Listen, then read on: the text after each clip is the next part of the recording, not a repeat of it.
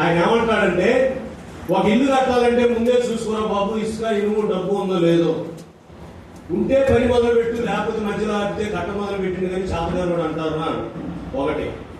రెండోది, ఒక రాజు మీద యుద్ధానికి పోయేటప్పుడు శక్తి ఉందో లేదో ముందే చూసుకోమను, బలం ఉందో లేదో చూసుకోమను. ఇవన్నీ ఆలోచించుకుని నా సేవలో దిగంటాడు. ఇది సేవకుడికి సంబంధించి, శిష్యుడికి సంబంధించి ప్రభు చెప్పిన ఉపమానం. ఒకవేళ అది నిస్సారం అయితే సేవకుడు కూడా ఉప్పులాగా నిస్సారం అవుతాడంటాడు. సరే, మంచిది. తర్వాత ప్రభు ఒలీవ కొండ మీద పైకి వెళ్ళిపోయేటప్పుడు 3 మాటలు చెప్పాడు. గుర్తుపెట్టుకోండి, కొత్త సేవకులు కానీ పాత సేవకులు కానీ 3 మాటలు ఏంటంటే, ఒకటి, భూమి మీద నాకు సర్వాధికారం ఉందో తెలుసుకోండి. మీరు శరసాల్లో ఉంటారు, సముద్రంలో ఉంటారు, ఇతర దేశాల్లో ఉంటారు, ఈ దేశంలో ఉంటారు, అడవిలో ఉంటారు, ఎక్కడ ఉంటారు, గుర్తుపెట్టుకోండి. పరలోకంలో భూలోకంలో నాకు ఏ అధికారం ఉంది? సర్వాధికారం ఉందండి. యేసు మీద అధికారం చేయని, దానియేలు మీద అధికారం చేయని, నెహెమ్యా మీద అధికారం చేయని, ఎవడి మీద అధికారం చేయని, కానీ అధికారులకు అధికారి దేవుడు, నాకు సర్వాధికారం ఉంది తెలుసుకోండి అంటారు. తర్వాత ప్రభు చెప్పిన మాట ఏంటంటే, అధికారం ఉంటమే కాదు, యుగ సమాప్తి వరకు నేను మీతో ఉంటాను. ఇప్పుడు సేవ పోతుంటే వాళ్ళ అమ్మ వచ్చింది, వాళ్ళ చెల్లెలు వచ్చింది, లేకపోతే వాళ్ళ బంధువులు వచ్చారు, వీళ్ళు కాసేపు ఉంటారు, పోతారు. లేదా ఎప్పుడన్నా సేవ ఎట్టుందో, ఊరెట్టుందో, ఎక్కడ ఉన్నారని చూడటానికి వస్తారు, పోతారు.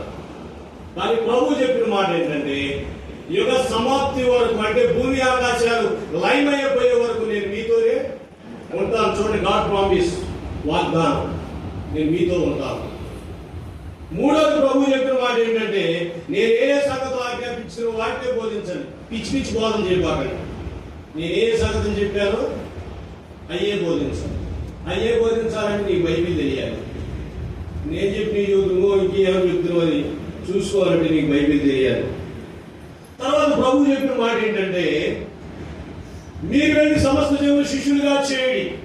సేవకుడి కూడా పవర్ ఏంటంటే, సేవకుడు దేవుడు పిలవనవసరం లేదు. గుర్తుపెట్టుకోండి, పౌలు ఎంతమంది సేవకులు చేశాడో రాసుకోండి. ఒక 20 మంది వస్తారు పౌలు కింద దగ్గరగా. ఎవరి దేవుడు పిలవలేదు.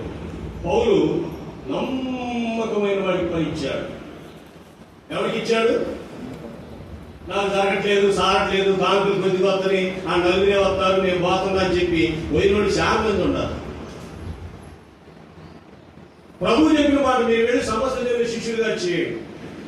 శిష్యుడు చేసే పవర్ ఎవరికి ఉందంటే, 12 మంది అపోస్తులకు ఉంది. అంటే పిలవబడిన సేవకులకి, అంటే పిలవబడిన సేవకులు ఉన్నారు, పిలవబడని సేవకులు ఉన్నారు. నేను ఎవరిని సేవకులు చేయలేదు ఇంతవరకు నా లైఫ్లో. నాకు దాదాపు సేవలో 30 సంవత్సరాలు అనుభవం. నేను ఎందుకు చేయలేదంటే, దేవుని పెట్టినారా, మిమ్మల్ని బట్టే కదా నా నామానికి అవమానం కలుగుతుంది అంటాడు. బాధులైన మీరు అనేకులు కఠినమైన తీర్పు పొందుతారు, కాబట్టి మీరు అయ్యగారులు కాపాకండి. యాకోబు పత్రికలో చెప్పిన మాట, మీరు అయ్యగారులు కాపాకండి. కానీ ప్రభు చెప్పిన మాట ఏంటంటే, మీరు అనేకుల్ని అయ్యగారులు చేయండి. ఎట్లా యేసు ప్రభు మాటలో అనేకులు అయ్యగారులు చేయండి అంటాడు. ఆయన అనేకులు అయ్యగారులు కాపాకండి అంటాడు. ప్రభు మాటలో చాలా లోతు ఉంటుంది. ఎవరిలో నాకు భారం అంటే, ఈ అయ్యగారు నాకు భారం, మిమ్మల్ని ఎత్తి పారేస్తాను. ఎందుకంటే అయ్యగారులు కావడం కిలాడి, ఎవరు కావడం గుర్తుపెట్టుకోండి. మహా కిలాడి అయితేనే దేవుడు దొరుకుతాడు. ఈ బాగా పనిపోతున్న నా పనిలో అని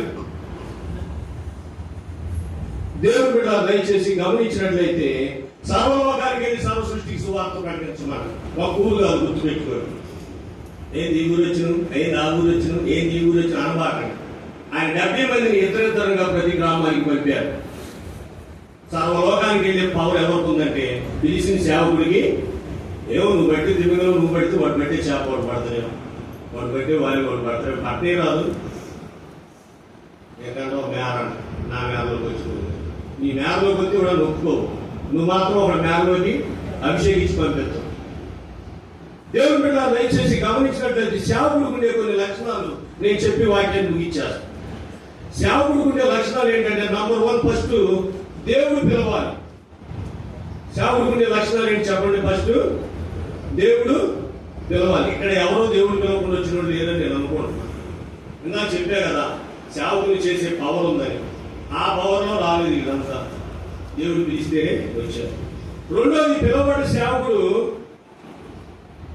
ఇక ఏ పనిలో ఉండగా పిలవబడిన మళ్ళీ ఆ పనికి వెళ్ళకూడదండి. ఏ పని లేదా చెప్పాడు కదా సాధారణ చేపలు పెట్టుకోడా ఇంకొకడా నిన్ను సొంతం కొట్టుకునేవాడికి పిలిస్తే రా, నిన్ను చేపలు పెట్టేవాడికి పిలిస్తే రా, నిన్ను గొర్రె కాసేవాడికి పిలిస్తే రా, గొడ్డు కాసేవాడికి పిలిస్తే రా. వచ్చిన తర్వాత నా పని చేయాలి, మళ్ళీ నాగ తప్పి చేసి అన్న తప్పి ఇంకో పనికి వెళ్ళకూడదు. చాలా మంది ఎట్లా వస్తారు తెలుసా, మా అయ్యకు 10 సంఘాలు ఉన్నాయి, నేను పోతే ఆ 10 సంఘాలు నాకే వస్తాయి. మా అయ్యకు 10 లక్షలు డబ్బు ఉంది, నేను పోతే ఆ 10 లక్షలు నాకే వస్తాయి. ఇందాక చెప్పారు అయ్యగారు చక్కని వాక్యం, ఏ విత్తనాలు వస్తున్నావు అంటారు. ఏ విత్తనాలు అభిషేకించుకుంటున్నారు? ఏమండి సేవకు వచ్చేది ఆత్మ విత్తనాలు వస్తున్నారా, అయ్య సంఘాలు వస్తాయి అయ్యి డబ్బు వస్తాయి వస్తున్నారా? దేవుడు పై రూపాన్ని చూసేవాడు కాదు, లోపల హృదయాన్ని చూసేవాడు. గుర్తు పెట్టుకోండి.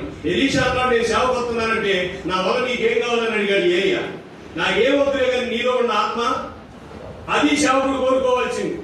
నీలో ఏమి గురువు గారు, నీలో ఏం ఆత్మ ఉందో ఆత్మ నాకు ఇస్తే చాలయ్యా. నువ్వు యోగ్యాన్ని బద్దలు చెప్తే నేను యోగ్యాన్ని బద్దలు చేస్తా. నువ్వు చచ్చిపోయిన వాళ్ళు లేపితే నేను చచ్చిపోయిన వాళ్ళు లేపుతా. చూశారని సేవకుడు పవరు. గురువు దగ్గర గురువంతుడు కావాలి తప్ప గురువు సంఘాలు కావాలని గురువు భగనామం పెట్టకూడదు. ఆయన సంఘాలు మనకెందుకు? నువ్వు సంపాదించుకో, రెక్కలున్నాయి కదా. దేవుడు బిడ్డ దయచేసి సేవకుడు గురువు దగ్గర సిద్ధపాటు కలిగి ఉండాలి. సేవకుడు గురువు దగ్గర ఏం కలిగి ఉండాలి? యేసు దగ్గర యేసు శిష్యులు 3 సంవత్సరాల సిద్ధపాటు కలిగి ఉండాలి. వాళ్ళు పనులు వదిలిపెట్టి, వాళ్ళు వదిలిపెట్టి, దోయలు వదిలిపెట్టి ఎన్ని సంవత్సరాలు సిద్ధపాటు కలిగి ఉన్నారు? 3 సంవత్సరాల తలిపి ఇచ్చిన తర్వాత అప్పుడు అయ్యగారం చేశారు. అప్పుడు కూడా లాస్ట్ ఏం చేశారు తెలుసా? మీరు ఆత్మ పొందితే తప్ప ఏ ఊరు పోవాలండి, ఆత్మ పొందకుండా అసలు ఏ ఊరు పోవద్దు, కాబట్టి ఆత్మ కొరకు ప్రార్థన చేయండి అన్నాడు. మరి ఇప్పుడు ప్రార్థన చేసే సేవకుడు ఫస్ట్ ఆత్మను పొందాడా? పరిశుద్ధాత్మను పొందాడా? పొందలేదు. పోయి 3 సంవత్సరాలు ప్రభు తలిపించాడు, కనీసం 30 రోజులు తలిపించవా? లేదు. వారికి ధర్మశాస్త్రం తెలియదు, పరమ ప్రాప్తం తెలియదు, బైబిల్ వాక్యం తెలియదు, ఆజ్ఞలు తెలియదు, కట్టలు తెలియదు, శాస్త్రాలు తెలియదు, నిబంధనలు తెలియదు, ఏమీ తెలియదు. పంపించారు. 3 సంవత్సరాలు ప్రభు సిద్ధపరిచాడు, తర్వాత అభిషేకించాడు. అప్పుడు దేవుని చేతిలో వాడపడతాడు, దేవుని చేతిలో నెరవేర్చుతారు. అసలు ముందు దైవజనుడు ఎలాంటి వాడుగా ఉండాలంటే, ఏమండి ఎక్కడా దైవజనుడు ఏమన్నా శుభేమి కాదు, మన కొంపకు వచ్చిపోయేవాడు, మన కొంప కళ్ళ వేసేవాడు కాదు, కానీ వాడు భక్తి గల దైవజనుడు. ఏమన్నా శుభేమి కాదు, మన ఇంటికి వచ్చాడు, మన కొంప కళ్ళ వేసేవాడు కాదు. దైవజనుడు కొంప కళ్ళ వేసేవాడు ఉండకూడదు. అయ్యగారు రాకముందు నాకు ఎంతో ఉంది, అయ్యగారు వచ్చిన తర్వాత అంతా పోయింది, ఒక్కడే ఉన్నాను. ఏమండి ఇచ్చిన మనిషికి దేవుడు రావాలా, తీసుకున్న మనిషికి దేవుడు రావాలా? ప్రభాకర్ గారు అభినకు యాజకుడికి మెల్కీసెదెకు యాజకుడికి అబ్రహాం ఇచ్చాడు. ఇచ్చిన అబ్రహాము ధనవంతుడయ్యాడు, అది సేవలైన. ఇచ్చిన దరిద్రురాలు ఉంటుంది, తీసుకున్న 10 మంది కాదు తీసుకొని 10 బిల్డింగ్లు కాస్తాను. రివర్స్ అన్నమాట. పరిశీలన వాక్యానికి పరిశీలన లేదు. మన ఇంటికి వచ్చేవాడు భక్తిగా దైవజనం. దైవజనుడికి నెంబర్ 2 ఏముండాలంటే ధనాపేక్ష లేని వాడు అయి ఉండాలి. 40 గంటల మోత కానుక వచ్చినా, దానియేలుకు డబ్బు వచ్చినా, నెహెమ్యాకు డబ్బు వచ్చినా వాడు ఎడం చేతితో డబ్బు పట్టుకోలేదు. బైబిల్లో మీరు చదువుతారో చదవరో నాకు తెలియదు. బైబిల్ డబ్బు పట్టుకోకుండా సేవ చేశారండి. అన్నవస్త్రాలు గల వారే సంతోషించున్నారు. ఇవాళ ఎక్కడ పెట్టిన సేవకులకి మా అకౌంట్ నెంబర్ ఇస్తాం, మా అన్నింటిలో మాకు మీ కానుకలు వేసి మా సేవలు బలపరచారు. నేను సేవలు బలపరచడానికి ఏం చేయాలంటే అకౌంట్లో కానుకలు వేయాలంటే, అకౌంట్లో కానుకలు పడుకుని ఎవరు పైకి లేచిన వాడు లేడు. నిజమైన సేవ ఏంటంటే మోకాల మీద కట్టుకోవాలని, విశ్వాసితేనే తినాలి, అది సేవ. అడ్డదారులు వచ్చేది చాలా ఉన్నాయి. అలా నేను ఎన్నడూ పైకి రాలేదు. అలా వస్తే రేపు దేవుడు తేలబడతాడు. గోధువుల్ని గురుగుల్ని తేలబడతాడు, పొట్టుని ధాన్యాన్ని తేలబడతాడు. తర్వాత సేవకుడు సుఖాన్ని కోరకూడదు. నువ్వు పోయిందే సేవకు 1 రోజు 2 రోజులు నీకు అమ్మనే సైకిల్ కావాలి, బైక్ కావాలి, ఇల్లు కావాలి, కారు కావాలి, ఏసీ కావాలి, ఎత్తువేషాలు కావాలి. ఏమండి సేవకుడు ఏం కోరకూడదు? సుఖాన్ని కోరకూడదు. ఏమండి ఇందైతేనే వస్తా, నిద్ర అయితేనే వస్తా. ఏమండి సుఖాన్ని కోరకూడదు. ఆయన కరుకురాళ్ళ మీద పండుకోండు, కట్టికి గెచ్చమనే తోటలో దోమలు కొడుతుంటే ఏసీ లేకుండా ఫ్యాన్లు లేకుండా పండుకోండు. నువ్వు ఏసు కంటే గొప్పోడివా, పౌరు కంటే గొప్పోడివా, పేతురు కంటే గొప్పోడివా, యాభై పద్మాసేపులు పడేశారు, నువ్వు వారి కంటే గొప్పోడివా? సుఖాన్ని కోరకూడదు. ఇలా నడిచేవాడు లేడు. ఎవరైపోతాయి బస్సులో?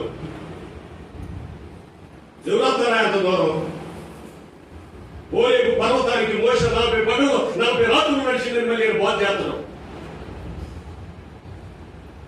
40 రోజులు పర్వతం ఎక్కిన మోస అని చెప్పి బాధ చేస్తాడు. సుఖాన్ని కోరేవాడు ఉండకూడదు.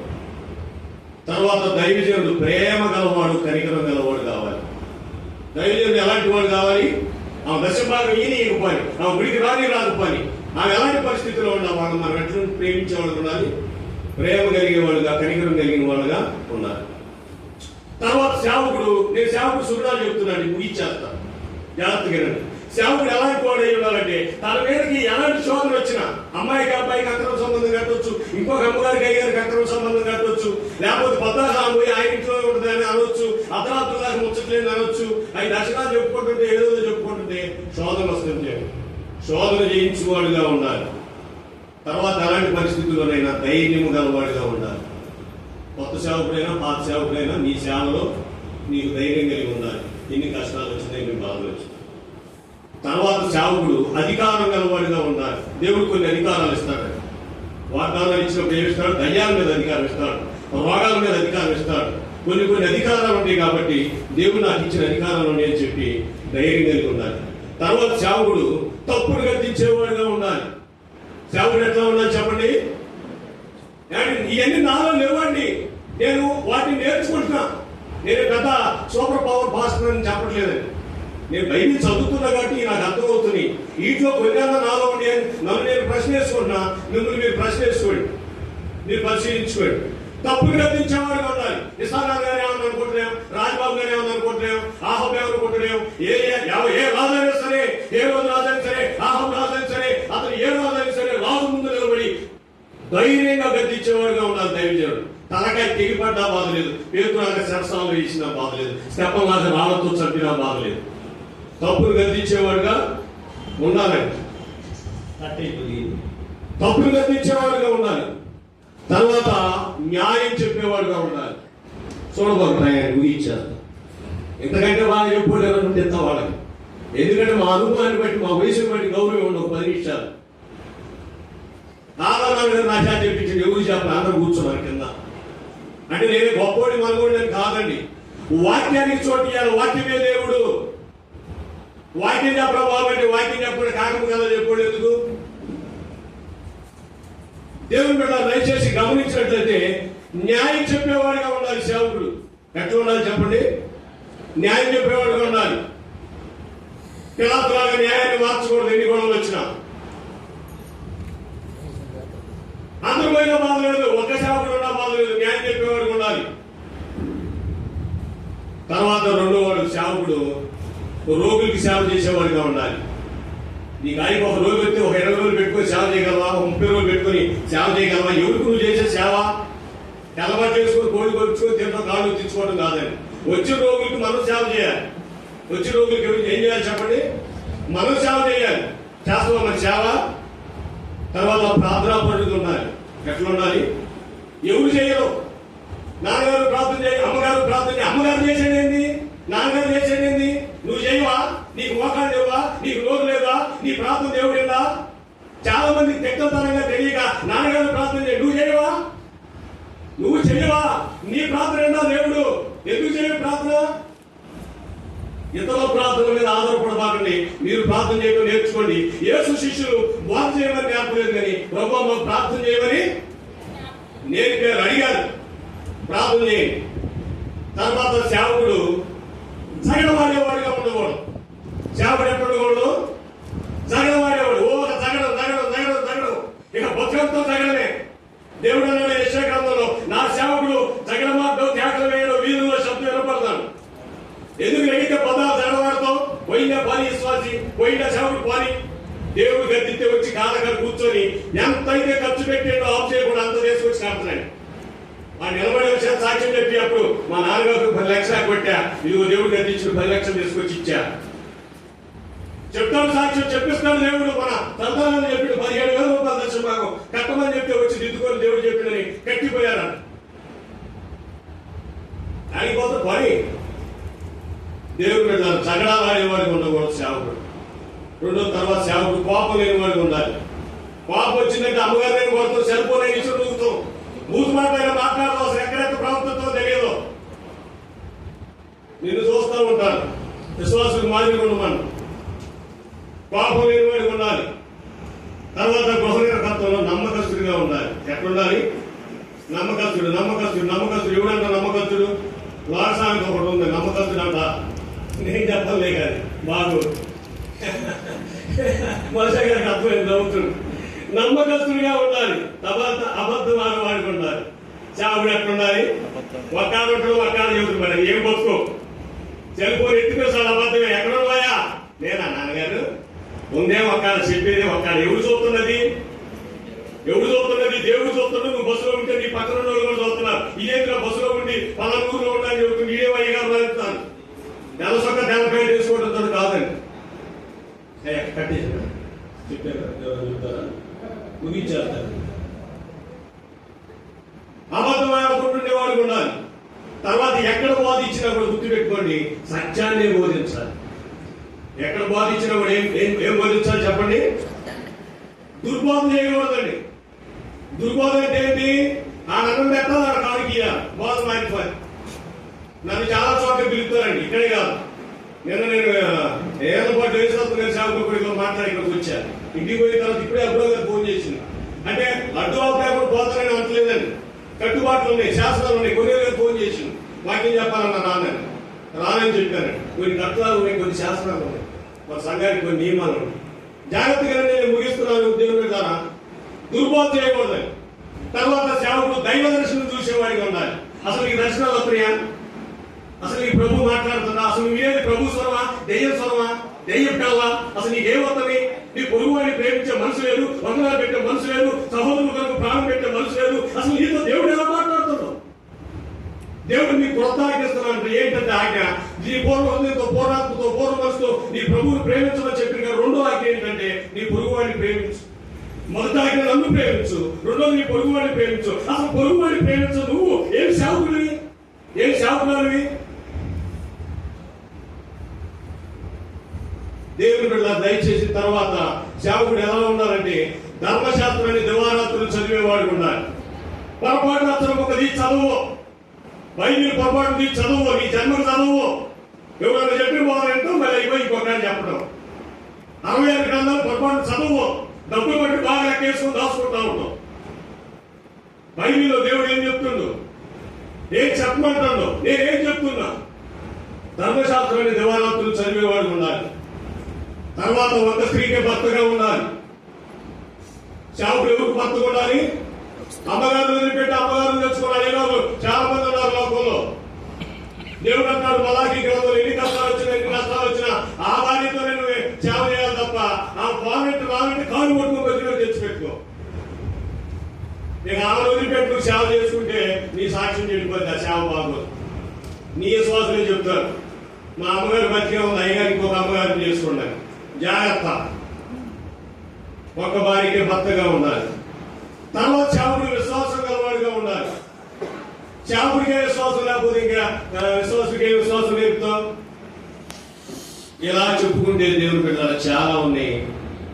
నేను చెప్పను, ఎందుకంటే నా ఉన్నాను బ్రదర్స్ ఉన్నారు కదా, వాళ్ళు వాళ్ళ అనుభవాలు చెప్పాలని ఆశ కలిగి ఉన్నారు. చాలా రాశాను నేను ఈ బైబిల్ చదువుకుంటుంటే. నేను ఎవరో చెప్తే వినే కాదు, యూట్యూబ్ లో చూసే కాదు. నేను బైబిల్ చదువుకుంటుంటే సేవకుడికి ఎంత లోపిస్తున్నా దేవుడు